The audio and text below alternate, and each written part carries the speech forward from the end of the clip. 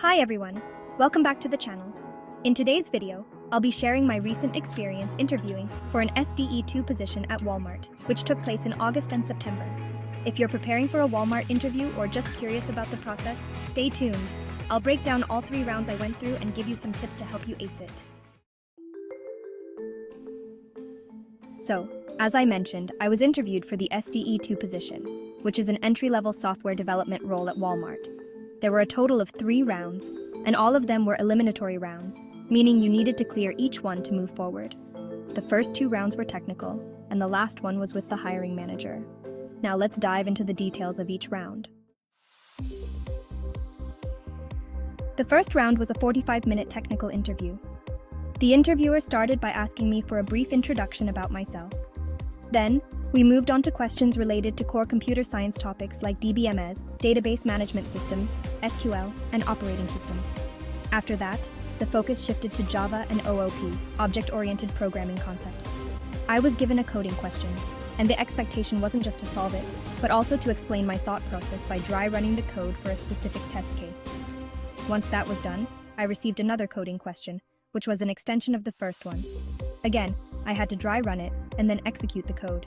So, to summarize, the key topics in round 1 were DBMS, SQL and OS, Java and OOP, and 2 coding questions with dry run and code execution. Part 3, second round technical. Moving on to the second technical round, this was again 45 minutes long.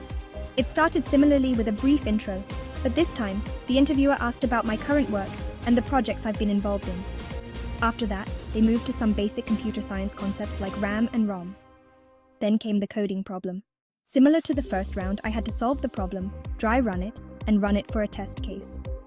After that, the interviewer gave me a puzzle to solve, followed by some questions about Java, specifically focusing on multi-threading and exception handling.